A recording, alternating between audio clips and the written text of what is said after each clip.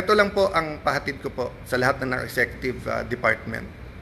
Kung anak nyo po kaya yung nandun, kung asawa nyo po kaya yung nandun, yung mga anak ni Joel Villanueva, haven't they suffered enough kahit na sunod-sunod ang false narratives nyo sa kanila?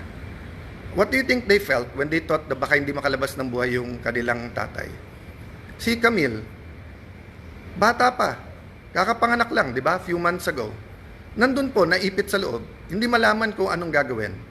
My sister, she's healthy, she's beautiful, but she's not a teenager. If she had a heart attack, anong gagawin nyo?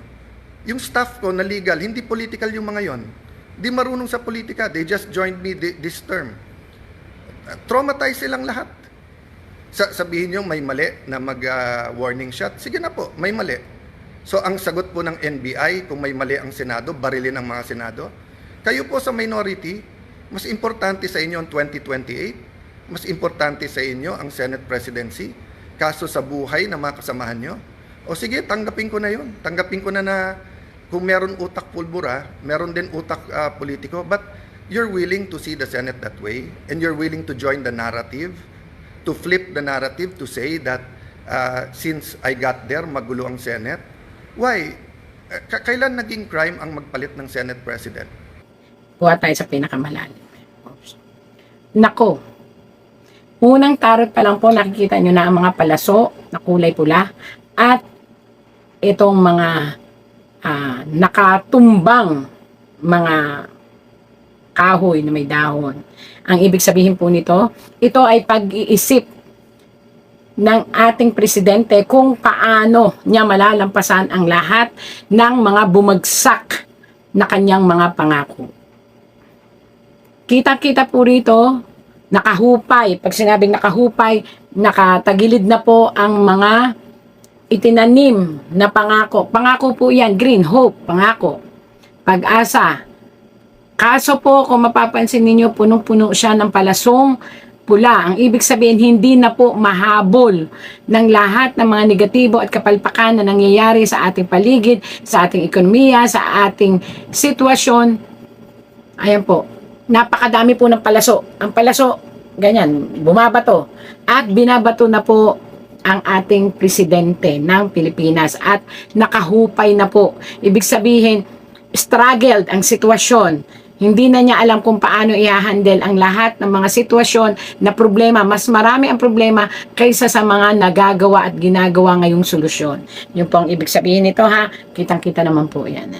Yan. Yung mga pulang yan, puro problema yan. Ito naman, yan yung mga nais na mangyari pero hindi makahabol. Kasi nga po, mas marami ang nangyayaring problema.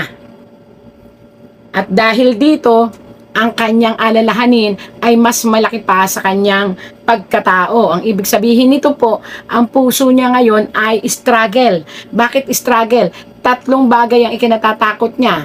Una niya ikinatatakot, ito po, pamilya niya. Pangalawa, sarili niya. Pangatlo, pinamumunuan niya. Kitang-kita naman po, ayan, ang puso niya. Ano lang po ito? Kumbaga, lingwahe lang po ito ng tarot, yung puso. Pero ang ibig sabihin po nito, ang siya, ang ikinatatakot niya, ang ikinababahala niya, ang kanyang alalahanin. Actually, may nagpayo sa kanya. Why don't you, ito po, again and again po, entertainment use po ito, may nagpapayo po sa kanya, hindi ko alam kung sino ito nagpapayo. Nagpapayo ito, why don't you try na ipakita sa mundo ang isang sarswela kung saan gagamitin ang karamdaman. So, sarswela. Again and again, ito po isang tarot. Ako po'y taga-explain lang. Ang sabi po ng tarot, isang nakabaliktad na paham or isang nakabaliktad na tagapayo na nagbibigay ng liwanag na baliktad ang payong na ibibigay o hindi magandang payong na ibibigay sa ating presidente. Yan. Kung saan ginugulo ng payong ito, nakita nyo po ito, dalawang sitwasyon ang ginugulo. Una, ang isipan ng mga tao at ang mismong ating presidente. So parang lumalabas dito, may isang sarswela or kwento about karamdaman. Tingnan natin sa tarot kung tama ba may karamdaman. Dito, alalahanin lang at agam-agam at yung dati pa niyang mga kalusugan ang problema. Pero kung sa malalang malala po, sorry to say po, ang sabi po ng tarot ay maling payo. Maling payo na maaaring maging problema kasi magkakaroon ng question tungkol sa kalusugan ng ating presidente. Dito, alalahanin lang po ang nakikita. Walang malalang karamdaman na ipinapakita ang tarot. Ibig sabihin, ang tarot nagsasabi na walang malalang karamdaman, subalit may mga tao na nagpapayo sa kanya na gumawa ng, hindi gumawa, na magkaroon ng pananim sa isipan ng mga tao. Pananim yan, sa isipan ng mga tao tungkol sa isang karamdaman. So, ayon po dito sa tarot, yung payong iyan ay lalong magkakagulo. Bakit? Once po na malaman or i-spread nila na may matinding karamdaman ang ating presidente, magkakagulo ito sa parte at isipan ng mga tao. So kung sino man po ang nagpapayo sa ating presidente na siya ay ipakita ang kanyang karamdaman o magsabing may karamdaman siya, kinakailangan mapatunayan nila na ang karamdaman na yan ay tunay. Kasi po, magkakagulo po dyan pagdating sa kung sino ang mamumuno. Ayan kung sino ang mamumuno. Ang vice presidente ba o ang i-elect ng presidente. So hindi maganda ang payo hindi ko sinabing kunwari lang ang kanyang karamdaman. Hindi ko sinabi yon. Ang sinasabi po ng tarot dito is may nagpapayo na ipakita ang karamdaman. Pero ang sabi ng tarot, ang karamdaman ay isang sarswela na pabubulaanan ng ibang tao kung saan maiipit ang presidente ng Pilipinas. At maaari siyang mapagkamalan na naghahanda para sa paglayo. So ito po ay sabi ng tarot, hindi po ako may sabi nito. Pinapayuhan lang po dito ang presidente at ang mga tao sa paligid ng presidente na wag nang gumawa pa ng ano pang mga kwento tungkol sa kalusugan. Kung ang sa tingin nila lumalala ang kalusugan ng presidente, ipahayag talaga. Pero kung ito ay isang payo at walang tunay na basihan, ihinto na lang po. Kasi po lalong magkakagulo. Lalong magkakagulo ang opinyon ng mga mamamayan at paniniwala ng mamamayan na maaaring mapunta sa pagbagsak ng pamahalaan ng ating presidente. Dahil mahihiwalay ang tiwala ng tao, mahihiwalay ang tiwala ng konstitusyonal nating ng Pilipinas at maaring manganib talaga ang buhay ng ating presidente kasi nga manifestation is powerful. Kapag sinabi mong may sakit ka, talaga magkakasakit ka. Ayan. Ang sabi po ng tarot, may mga tao na gumagawa ng sarswela na palabasin ang mga ganitong sitwasyon na sana makinig ang presidente o yung sino malapit sa presidente na mapagpayuhan, na mag-stick na lang sila na ipaalam sa tao kung talagang totoo ang karamdaman o may karamdaman. At kung sakali mang may karamdaman, ilabas na lang nila kaysa itago. Pero ayon po dito nga sa tarot, paulit-ulit po ang tarot, ito ay pakana o payo sa kanya ng mga tao na nag-iisip na ipakita na mayroon siyang malubhang karamdaman. But itong sitwasyon na ito ay lalong magpapagulo po ng sitwasyon. Ang ating presidente ng Pilipinas ay on and off. Narito lang po sa Pilipinas at minsan umaalis din and then bumabalik. So ito ay on and off. Ibig sabihin, hindi ayon sa tarot ayon sa tarot. Hindi maganda ang pagkapayo sa kanya na i-front ang kalusugan niya. Kaya kung ako po sa mga tagapayo ng ating presidente, mas magandang gawain na lang ng presidente ang kanyang tungkulin in a way na hindi masasangkot ang kalusugan upang hindi siya mabaon sa darating na panahon sa isang kaguluhan kung saan madalian siyang lilitisin o paaalisin sa posisyon. Yun po ay payo ng tarot. Mas maganda na maging totoo at ayusin ang lahat upang hindi na magkagulo. Yun po ang sabi ng tarot. Ang ating presidente, ayon po dito, ay may karamdaman pero hindi ganun kalala. Ito ay pinatungan na lang ng mga payo, sirkulasyon ng payo, na maaaring dumating ang panahon, siya rin ang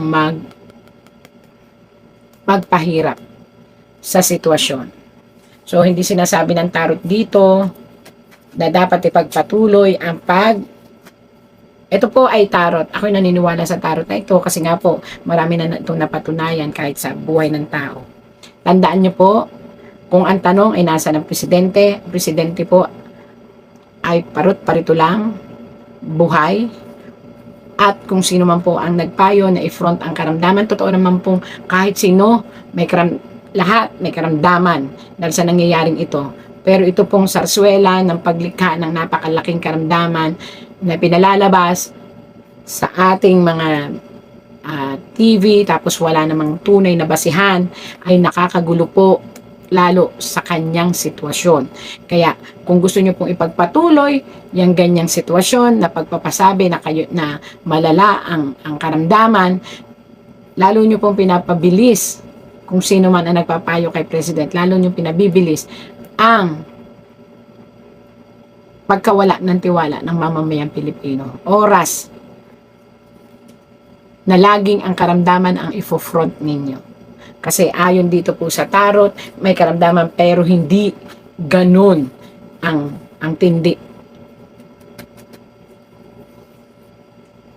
At dahil din dyan, mapapabilis ang paghuhusga ng mamamayan kung sino ang dapat mamuno sa Pilipinas.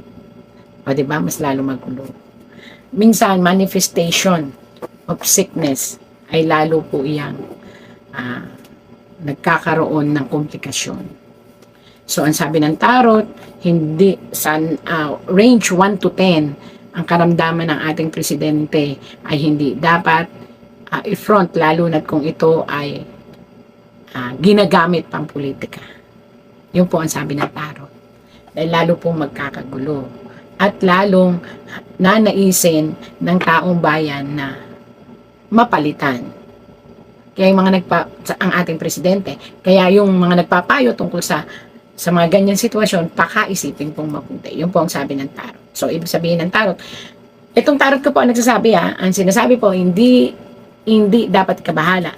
Lahat ng tao ay may karamdaman. Lahat ay po pwedeng magkaroon ng karamdaman. Pero, ang nangyayaring ito sa ating presidente, ito ay may dagdag bawas na.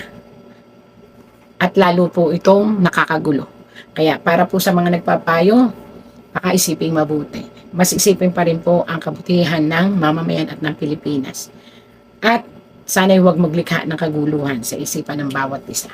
Kung talaga may karamdaman, ilabas ang katotohanan. Yun po ang sabi ng tarot. Pero kung wala, huwag nang gamitin para sa pampolitika at para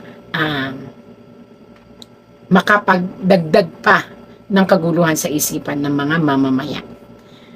Tandaan natin, ang lahat ng ating ginagawa ay ating responsibilidad. Kung ito ay parang isang komedya na mangyayari at makakadagdag sa kaisipan ng kaguluhan ng isipan ng mga tao, ito po hindi na nakakatuwa. Kaya ang sabi po ng tarot po ang nagsabi, ang nagbasa. At ako interpreter lang again. O ang ating presidente ay on and off, andyan lang. At kung ang tatanungin ang tarot, magiging sarswela ang kalusugan niya. Ibig sabihin, magagamit sa pampolitika na maaaring makagulo ng isipan ng mga tao. At maraming mag-iisip, lalo na ito, maraming mag-iisip na ginagawa lang ito ng ating presidente. Ito po yung sabi po ng tarot. Marami ang mag-iisip kaya nakabaliktad na ito ginagawa lang ng side ng ating namumuno upang mapagtakpan yung mga kontrata, yung mga problema, yan ang hawak ko, yung mga korupsyon. Kaya dapat po ay pakaisiping mabuti. Matalino na po ang mamamayang Pilipino. Yun lang po ang kaya kong sabihin dito sa ipinapahiwatig ng tarot. So nung sinabi po ni Jinggoy na itago, ang ibig niya sabihin, make sure walang makakuha kung hindi po yung pulis. At sinagot siya nun, kung tinuloy yung video na yon, may sumagot na nakasecure na po. As soon as Secretary Remulla came, the first thing he did was kamustahin kung okay kami, kung secured yung mga senador. Then tinanong yung CCTV and then nagpaalam kung pwede i-sweep floor by floor at pumasok yung iba pang pulis. Technically, I could have said it was under Senate jurisdiction. But he gave me his word and he followed his word that this will be a investigation that is independent. So dalawa po, joint investigation to. Lahat po ng CCTV agad binigay. Pangalawa po, lahat ng crime scene hindi po namin tinago. In fact, sa GSIS hindi kami makapasok, pulis lang. Kaya bago umuwi si Secretary Remulla at si Chief PNP Nartates, hiningi ko na makapasok din po. Kasi nung una, inilalabas ang narrative ng iba na wala daw putok from the other side.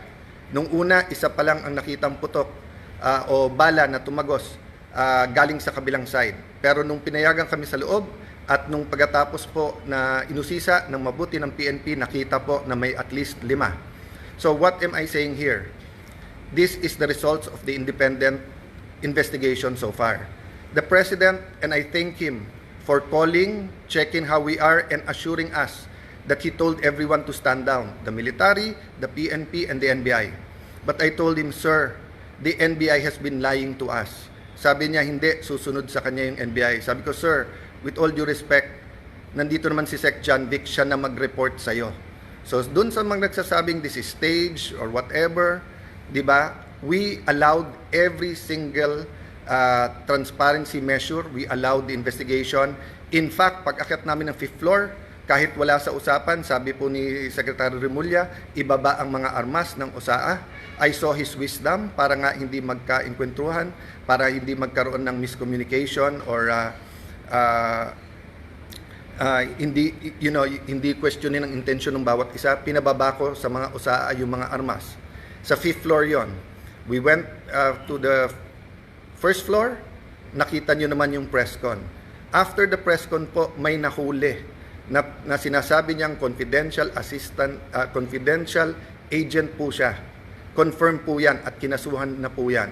At sinabi din po niya kung sino nag-utos sa kanya na taga-NBI.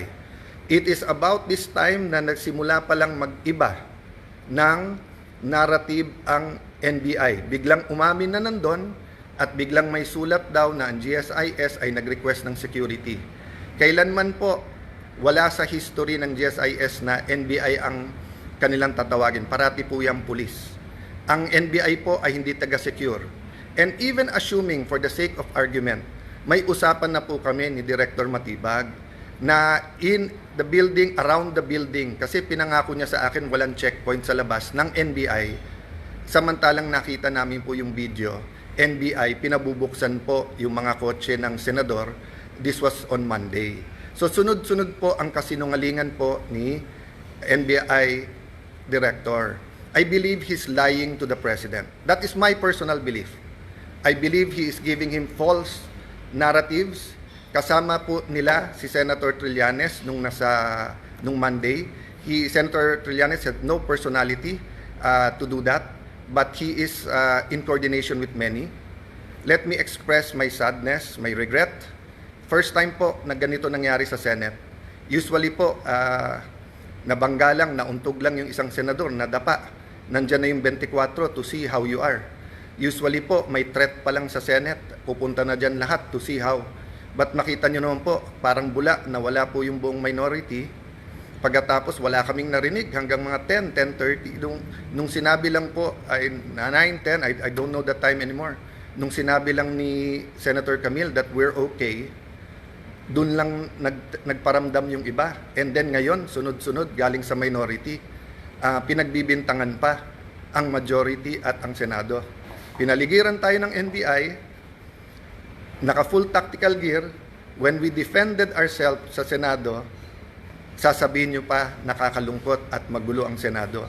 Nakakalungkot po because never nangyari to sa institusyon ng Senado.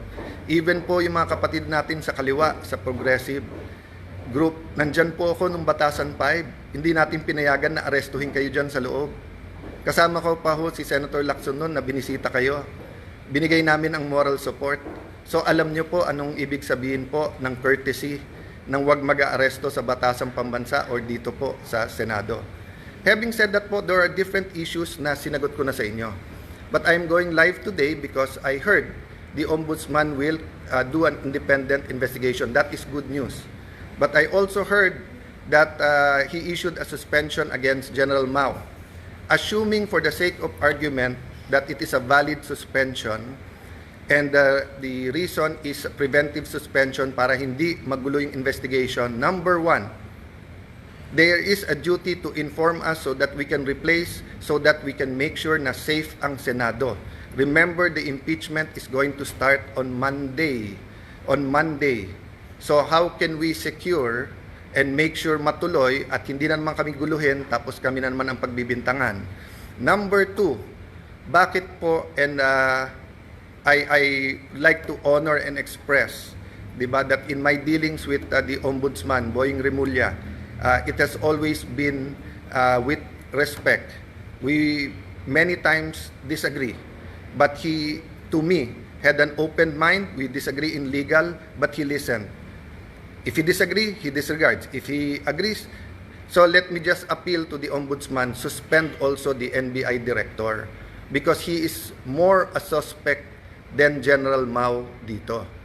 We do not want to set a bad example in the independent investigation, and we do not want to put the Senate in harm's way. If we tell the OSAA, the Marines, the PNP who are all there, that pagka may armed men all around the Senate, we cannot defend ourselves. Sino po sa inyo, mga kababayan, pag may winorningan na kayo na wag na kayong lumapit sa bahay namin, lumapit sila naka-full tactical gear at meron pong mahabang armas. Sino sa inyo hindi magve-verbal warning na umatras na kayo? At pag hindi po kayo umatras, sino sa inyo ang hindi magwa-warning shot? At ine-expect nyo kaya nga warning shot ay aalis at uuwi na sila. Pero ano po ang naging reaksyon? Bumaril po paloob ng Senado. It is the first time, ang alam ko lang po may barilan sa Batasan nung kudeta. I don't remember now if that was 87 or 89. And I don't even know if it was inside the Batasan. Pero it is the first time na Senado babarilin sa loob ng Senado. Lahat po ng Senate media were in the second floor.